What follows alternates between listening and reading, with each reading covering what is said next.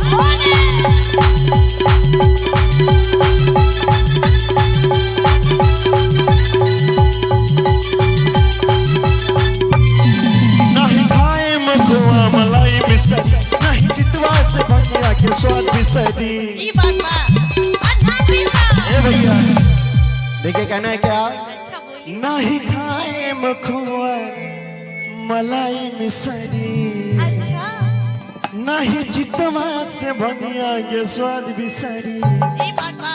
कहना है सुनी बतिया हमारी ना भावे छे हमार, हमरा सामने से जल्दी हटा देना। अच्छा गणेश के मम्मी, देखिए कितना प्यार से बोलना है, थोड़ा सा भांग पीसना है। गणेश के मम्मी बस पावर भांग किया दाना, गणेश के मम्मी बस पावर भांग किया दाना।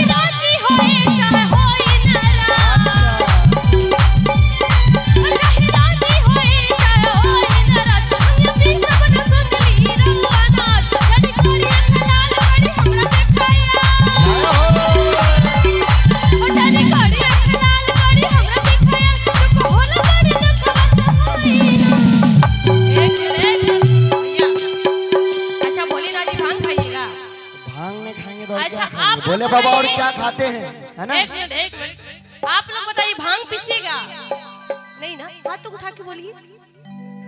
अरे यहाँ पे सब सुनने वाले हैं। अच्छा अच्छा इधर से पूछिए तो पिसवाएंगे भांग। अच्छा आप लोग को भांग खाना है? देखिए भांग खाना नहीं भोले खाना बाबा को ही है, नहीं अच्छा खाना है। है। भोले बाबा भांग उनके लिए ही अच्छा है, हम लोग के लिए अच्छा नहीं है। ठीक है, भोले बाबा का ही सपोर्ट करना है। ठीक है, ए भोलेनाथ जी कुछ भी हो जाए भांग नहीं पीसेंगे। अरे आज आपको भांग पीसना पड़ेगा। गणेश के पापा। अच्छा एक मिनट है भैया, एक बार फिर से बोलिए तो। गणेश के पापा। अरे जब इतना प्यार से बोल लेते हैं तो भांग पीसने में क्या जाता है? क्या बात है? समझ लो। गणेश के पापा, गणेश के पापा, ये भांग पिसाई। गणेश के पापा, ये भांग पिसाई।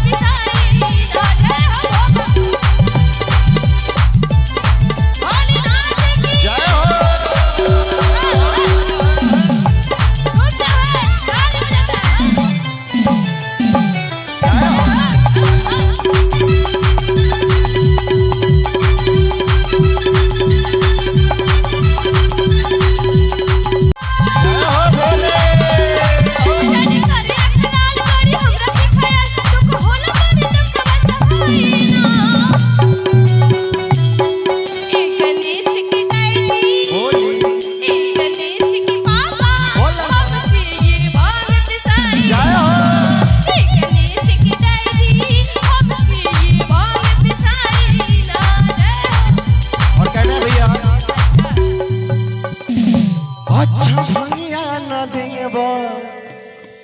जमला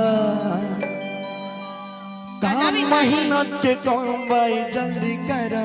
ना भांग को पीसना पड़ेगा, ठीक है, गाजा को लगड़ना पड़ेगा, बहुत आसान है। नहीं आज के अरे दिन भैया आसान है ना, आसान है ना, इसीलिए कहने अच्छा मंगिया न देवो लगा जमला काम मेहनत के काम भाई जल्दी करा। तो जगा हवा चिलम लेके आओ हमारी दा, तो जगा हवा चिलम लेके आओ हमारी बस चारी चिलम, बस चारी चिलम, बस चारी चिलम बहुत के पिया जाता है। गणेश के मम्मी, गणेश के मम्मी बस पावर मांग किया जाना। गणेश के मम्मी बस पावर मांग किया जाना। गणेश के पापा हमके भांग पिसाई किसे के पड़ी हो? गणेश के पापा हमके भांग पिसाई जबरदस्ती भांग पिसाइएगा ना भोलेनाथ जी। सेवे करेंगे और खाएंगे। पता है क्या करेंगे? हाँ बोलिए। एक बार आप लोग मेरा साथ तो दीजिए, हाथ तो उठा के बोलिए नहीं पीसेंगे भांग। अरे हम एक तो बार, कहते बस एक बार। हैं उनका साथ मत लीजिए, आप अकेले से मान के दिखाइए। आज तो आपको पीसना ही पड़ेगा, चाहे अच्छा उनका जो साथ गौरी लीजिए या मैया नहीं के लीजिए। दीवाने हैं एक बार हाथ तो उठा दीजिएगा। आप लोग दीवाने हैं गौरी मैया का, हाथ तो उठा दीजिएगा तो। अरे महाकाल के दीवाने कितने हैं भैया? हाँ बोले बाबा भोलेनाथ की। एक मिनट। क्या बात है? आप लोग भी गौरी मैया है, एक बार हाथ तो खड़ी कर दीजिएगा। उठाइए हाथों को। क्या बात है बड़ी चाची जी, उठा लिया। आप लोग गीत दीदी जुट उठा के लीजिए। दिखाई दे रहा है। बोले गौरी मैया की और ताली से बोले बाबा भोलेनाथ की। क्या बात है? कि न हमसे भंगिया पिसाई है गणेश के पापा, जय हो, कि नहीं हर जात बनी जय हो। हाल कोमल हमर कलाई है गणेश के पापा, सच कही बात मानी। अच्छा आप बोले मैया गौरी कहिएगा। मैया की अच्छा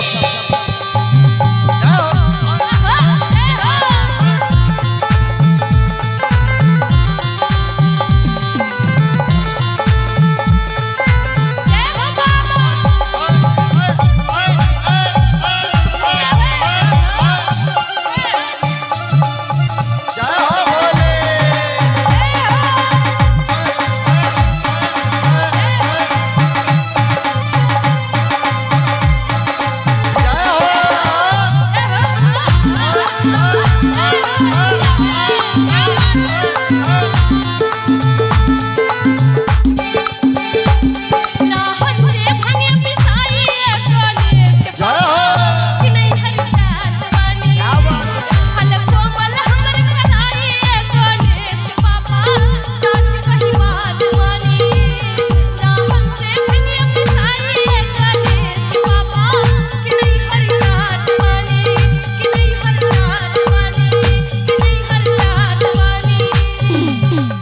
अच्छा आप मैहर जाइएगा।